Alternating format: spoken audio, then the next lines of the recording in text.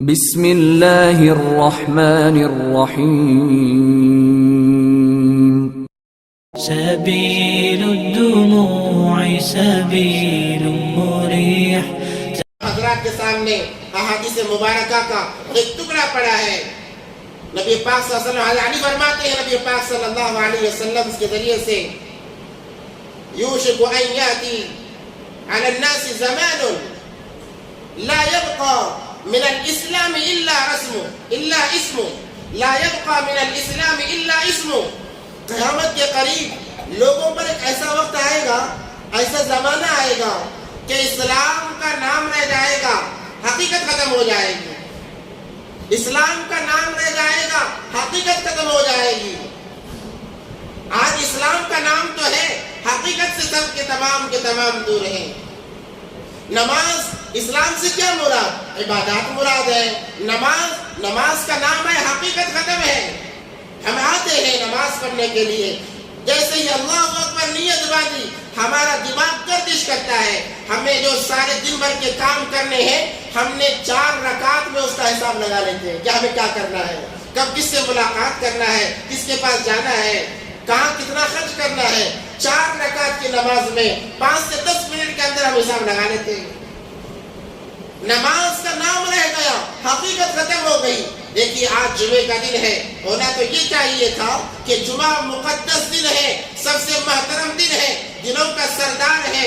بقرعید کی جو عید کی خوشی ہے اس سے بڑا ہوا رمضان کی عید کی جو خوشی ہے اس سے بڑا ہوا جمعے کا دن ہے. مگر ہمارا حال کیا ہے؟ ہماری مسجدیں پھر بھی خالی ہیں. ہمارا مجمع کب آتا ہے, ہمارا مسلمان کب آتا ہے؟ جب بیان ختم ہو جائے, ممبر پر امام چڑھ جائے, جب خطبہ ختم ہو جائے, دوسرا خطبہ شروع ہو جائے. بعض اللہ کے بندے تو ایسے ہیں کہ دوسرے خطبے کے ختم کے بعد آخری رکوع سے پہلے آ کر شامل ہو جاتے ہیں. یہ مسلمانوں کا حال ہے. حالانکہ جو خطبہ ہے 2 رکعت کا بدل ہے. نماز تکمیل خطبے کے ذریعے سے ہوتی ہے, اس لیے کہا گیا خطبہ شروع ہو جائے بات نہ کرو, یہاں تک کہ نہیں عن المنکر کو روک دیا گیا. نہیں عن المنکر سے کیا مراد؟ کہ بھلائی کا حکم بھی نہیں کر سکتے, برائی سے پر روک بھی نہیں سکتے, ٹوک نہیں سکتے. کیوں؟ خطبہ شروع ہو گیا ہے. اب خاموش, اپنے زبان کو تالا لگاؤ, ہونٹوں کو سل لو اور اطمینان سے خطبہ سنو. پہلا خطبہ سنو, دوسرا خطبہ سنو اور نماز میں شامل ہو جاؤ. یہ جمعے کی نماز تمہیں برکتوں کے ساتھ میں حاصل ہو جائے گی. اللہ نے اسی لیے اس دن کی فضیلت بتائی ہے, خاصیت بتائی ہے. اللہ نے سورہ جمعہ ایک مکمل سورت اتاری ہے. کیا ہم نے پڑھا ہے؟ یا ایھا الذین آمنوا, اللہ بڑے پیارے انداز سے سمجھاتے ہیں, اے میرے ایمان والے بندو, یا ایھا الذین آمنوا اذا نودی للصلاۃ من یوم الجمعہ.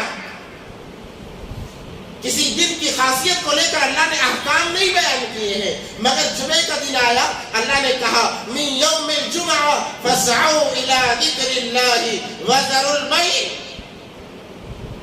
فسعوا کا معنی معلوم ہے؟ علماء فرماتے ہیں, مفسرین تفسیر بیان کرتے ہیں کہ جیسا انسان ایک ضروری چیز کی طرف دوڑتا ہے, ویسے آؤ نماز کی طرف. نماز کی طرف دوڑنا اس لیے مراد نہیں لیا جاتا کیونکہ نبی علیہ الصلوۃ والسلام نے فرمایا نماز کو دوڑ کر نہ ہو. کیوں؟ جلدی آ جاؤ گے, نیکیاں کم ہو جائیں گی. جتنے تمہارے چھوٹے چھوٹے قدم ہوں گے, اللہ ایک قدم پر نیکی, ایک گناہ معاف, ایک قدم پر نیکی, ایک گناہ معاف فرماتے ہیں.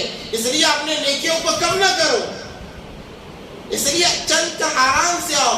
مگر علماء فرماتے ہیں فسعوا الی ذکر اللہ, جیسے بڑے قیمتی کام کی طرف انسان فوراً لپکتا ہے, کسی کا خیال نہیں رہتا, کسی بات کی فکر نہیں رہتی, ویسے ہی جب جمعے کی اذان دی جائے تمام چیزوں کو چھوڑ دو. اب چھوڑنے سے لوگ بہت ساری چیزیں مراد دے سکتے تھے. اللہ نے کہا وذروا البیع, خرید و فروخت چھوڑ دو.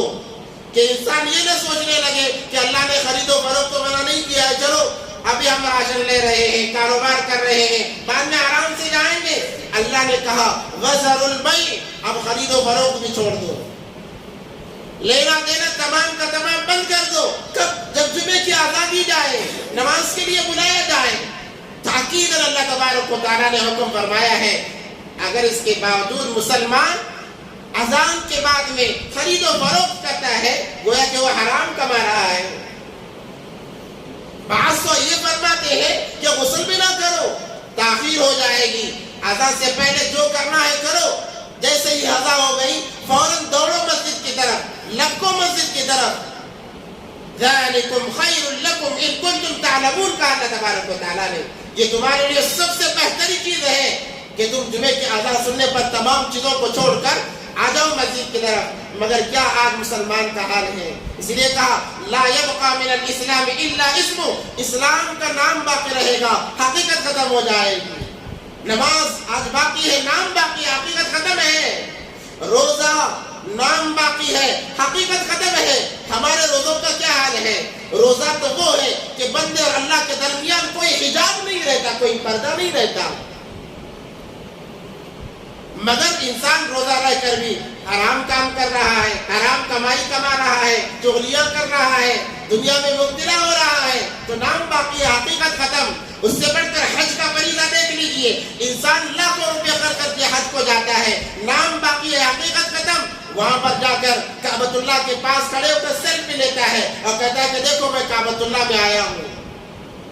نمائش کا ایک ذریعہ بن گیا, میرا نام ہو جائے, میرے نام کے ساتھ حاجی لگ جائے, میرے نام کے ساتھ حاجی لگ جائے, الحاج لگ جائے.